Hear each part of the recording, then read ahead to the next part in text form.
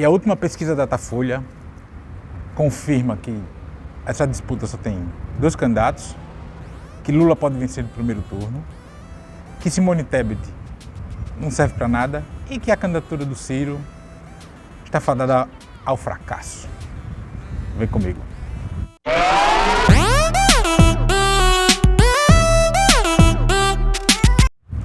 Antes de seguir, gostaria de pedir seu like nesse vídeo e sua inscrição nesse canal. Vai custar nada para você, de graça, e você nos ajuda a chegarmos a mais pessoas, especialmente neste ano da eleição mais importante da história do Brasil. Obrigado. Eu gravei esse vídeo nas primeiras horas da manhã de 28 de maio, na chuvosa Maceió. Essa época do ano está chovendo, o vento, então se a câmera balançar um pouquinho é por causa do vento que está fazendo aqui em Maceió nessa época do ano. E na noite de 27 de maio saiu uma pesquisa da Datafolha, a primeira sem João Dória e sem o Sérgio Moro, e aponta a possibilidade de vitória de Lula já no primeiro turno das eleições deste ano, né? Em votos válidos, o Lula tem 54% dos votos válidos. Nos votos totais, 48%, o Bolsonaro 27%, o Ciro 7%, a Simone Tebet 2% e todos os demais pontuarem 1%, os que pontuarem 1%. Em votos válidos, o Lula vai a 54%. Na rejeição, o Lula caiu de 37% para 33%, e na espontânea, o Lula subiu de 33% para 38% dos votos. O que a pesquisa da Datafolha confirma para a gente? Confirma que, de fato, a gente só tem 2 candidatos disputando essa eleição. E que, se muito, a gente vai ter 2 segundos turnos, entre Lula e Bolsonaro, né? A Simone Tebet, como eu já falei num vídeo que eu fiz sobre quando o nome dela começou a aparecer para ficar mais forte no vídeo, que é esse que está aparecendo aqui agora, uma candidatura não serve para nada, e mesmo que se consolide, mesmo que ela seja de fato candidata, o MDB nos estados, cada um vai votar no que lhe convier, ou no Lula ou no Bolsonaro. Então, a candidatura fadada ao fracasso, a saída de João Dória, impacto zero, ao menos nessa primeira pesquisa, após a sua saída oficial da disputa presidencial desse ano, né? O que a gente tem dado aí, e já tem repetido em outros vídeos, é isso. A gente vai ter no máximo 2 segundos turnos entre o Lula e o Bolsonaro. E existe a possibilidade real de vitória do Lula em primeiro turno, ainda mais se ocorrer o fenômeno voto útil. O Lula chegando próximo a esse patamar, faltando poucos dias da eleição de 2 de outubro, o movimento de voto útil vai ser grande. O próprio Datafolha diz que 40% dos eleitores do Ciro Gomes tem Lula como segunda opção, e esse é o potencial grande de voto útil. Ou seja, dos 7 que o Ciro apresenta no Datafolha, 3% tem Lula como segunda opção, ou seja, eles podem já mudar o voto logo para liquidar de vez a eleição presidencial. Isso quer dizer que a eleição está ganha? Já está ganha agora não, a gente está em maio ainda a campanha propriamente dita não começou. Então é preciso a gente ter cuidado com isso. Mas como o cientista político Marcos Coimbra, que é o dono do Vox Populi, tem pontuado, ele tem feito média de pesquisas, enfim, tem pontuado nunca um presidente eleito, no ano da eleição ao qual foi eleito, teve o percentual de votos que o Lula tem, faltando esse tempo ainda para o pleito eleitoral. Então isso dá uma segurança eleitoral, política para o Lula muito grande para a candidatura do Lula. Mas, é como eu estou dizendo, não tem nada ganho ainda, né? Com relação ao Ciro Gomes, é uma candidatura fadada ao fracasso, né? Há 4 anos ele é pré-candidato desde que foi derrotado em 2018, no primeiro turno de 2018, e é isolado, não sai disso, né? Esse é o percentual de votos, de intenção de voto que ele tem, e tende a diminuir. O resultado eleitoral pode inclusive ser menor por causa da questão do voto útil, em acontecendo esse fenômeno do voto útil para liquidar de vez a eleição do primeiro turno. A eleição não está ganha, né? A gente precisa ter clareza nisso, mas consolida que você só tem duas candidaturas de fato disputando esse pleito, né? O Bolsonaro aparece com 27% dos votos totais, e quando vai para votos válidos vai para cerca de 30%, que é a mesma avaliação de governo dele. Ele bate mais com a rejeição que o Lula tem nessa Datafolha, 33%, mais ou menos os votos válidos que ele tem, né? E é por isso que ele vem fazendo toda essa chacota, essas bravatas contra o Supremo, o ministro Supremo, falando de urna eletrônica, esse tipo de besteira. É só para manter a base dele mobilizada, ele indo para questão de massa para Jesus, fazendo motociata e tal. Ele não ganha um voto com isso, mas ele mantém a base dele mobilizada e é essa base dele que ainda dá esse percentual de votos ao Bolsonaro. O que é que tem pesado nessa eleição? É o bolso. Comida no bucho e dedo no bolso, a economia. Por mais que Bolsonaro tenha tido uma leve melhora na sua avaliação do governo, isso apresentou nas pesquisas, mas ela tem um teto baixo. Bolsonaro tem um teto baixo. Inclusive, quando ele vai nas simulações de primeiro para segundo turno, o crescimento dele é muito pequeno. E por que é pequeno? Porque as pessoas estão comendo menos, as pessoas estão desempregadas, a fome voltou, a gasolina está os olhos da cara. E é isso que tem contado com a rejeição ao Bolsonaro e o pouco voto que ele tem tido. A gente não pode esquecer que o Bolsonaro tem a caneta presidencial, ele está no mandato, e isso dá margem para ele fazer ações, enfim, mesmo de cunho eleitoreiro, que possam melhorar a avaliação do governo e a intenção de votos nele. Mas não tem tido efeito concreto porque o compromisso desse governo militar, que tem Bolsonaro como espantalho, é isso que a gente está vendo aí, a volta da miséria, do desemprego, da fome, a diminuição do poder de compra do salário mínimo.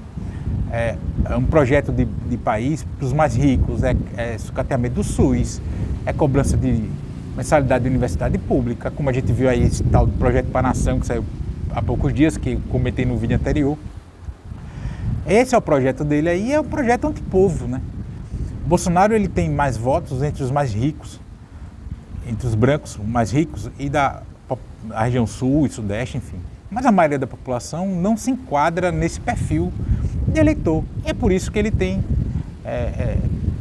não consegue lograr êxito na eleição. É o projeto que ele está. Some-se a isso as lembranças do governo Lula, em que o Brasil saiu do mapa da fome, o salário mínimo nunca teve um poder de compra tão alto, as pessoas estudavam, as pessoas compravam casas, as pessoas compravam carro, as pessoas vislumbravam, sonhavam com uma vida digna, Não era um Brasil perfeito, não era um Brasil completamente desigual, nada disso, mas era um Brasil que permitia ao povo brasileiro, nos permitia sonhar.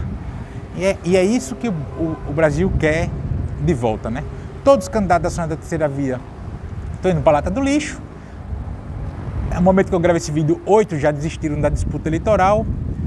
E aí o que resta é traço estatístico.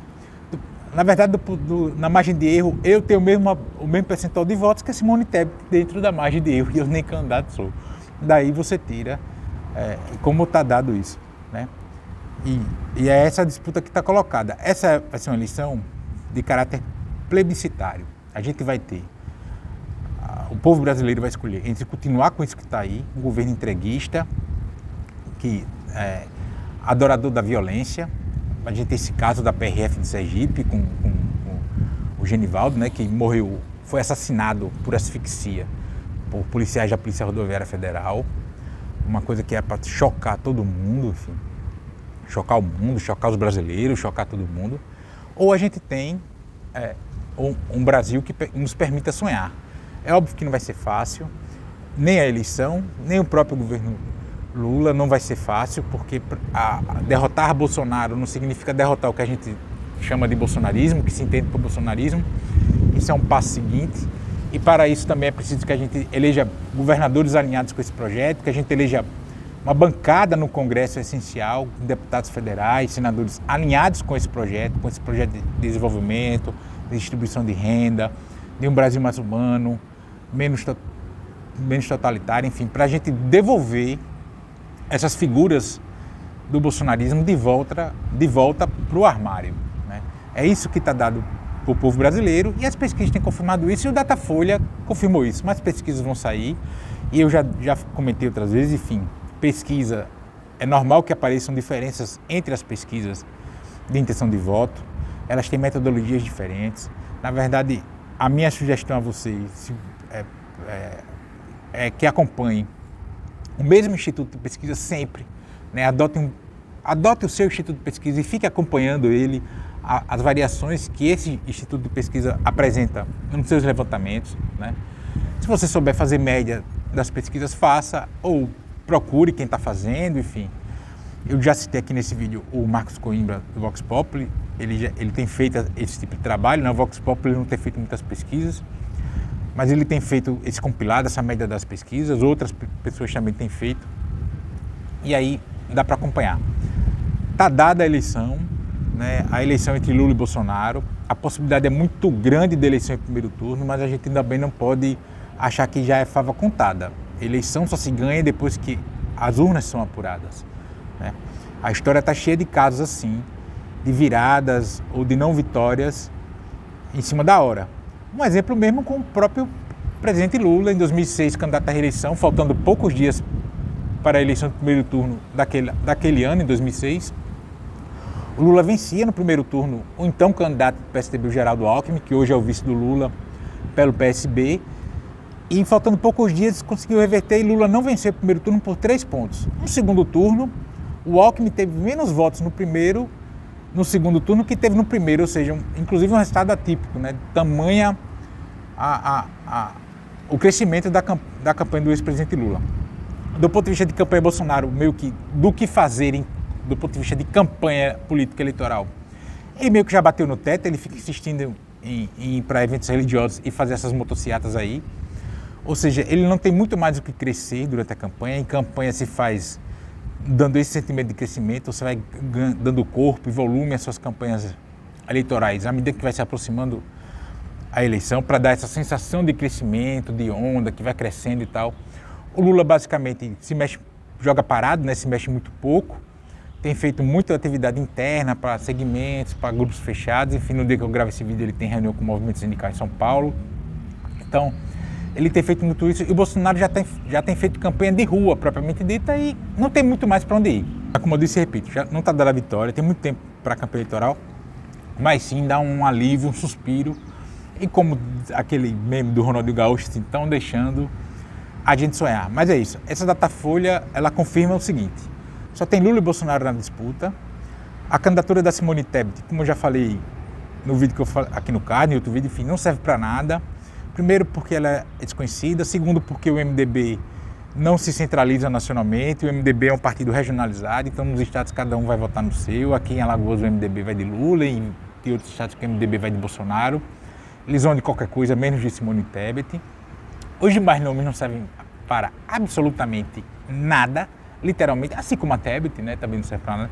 A Tebet só serve para ilustrar como a sonhada terceira via não serviu para nada, que são bolsonaristas envergonhados, né? Então não servem para nada. Se é para votar neles, as pessoas já votam no Bolsonaro direto. E que o Ciro se perdeu, está isolado, enfim, ele ainda consegue ter ali seus 7, 8% dos votos, mas se ocorrer o fenômeno do voto útil, ele vai ter menos e vai sair dessa eleição menor do que entrou, assim como o PDT, né? O Ciro conseguiu destruir o PDT do ponto de vista de tamanho, enfim, né?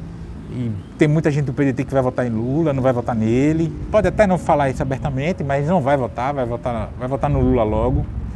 Porque é isso que está em jogo, é a gente começar a derrotar o bolsonarismo, devolver esse governo, acabar com esse governo militar e devolver isso que a gente tem de bolsonarismo de volta para o armário. E aí a gente precisa estar atento, porque o jogo não vai ser entregue assim tão fácil, enfim, vai ter muita polêmica, mas está dado, né? O jogo eleitoral é esse, só tem Lula e Bolsonaro, e com o Lula com grandes chances de ganhar no primeiro turno. E para além da torcida, da gente ficar repetindo Lula no primeiro turno, abrir o olho, prestar atenção na disputa para o Congresso Nacional e para os governadores de estado, nas Assembleias Legislativas, enfim. Não basta derrotar Bolsonaro em outubro, é preciso impor uma derrota a esse campo que ele simboliza, né, o bolsonarismo, para a gente começar, a partir de janeiro de 2023, com a posse do Lula, em Lula vencendo a eleição, a gente começar a devolver o bolsonarismo de volta para o armário, que é o lugar de onde eles nunca deveriam ter saído. Mas e você, o que acha disso tudo? Comenta aqui. Também peça seu like nesse vídeo e se inscrição nesse canal. Vai custar para você e você nos ajuda a aumentar o alcance desse espaço. Também peço que você compartilhe esse vídeo em todas as suas redes sociais, inclusive no WhatsApp. Assim a gente fortalece a luta minha e sua contra o fascismo a brasileira. E nos comentários, sempre lembrando, só não vale xingar nem falar da mãe do povo. Grande abraço.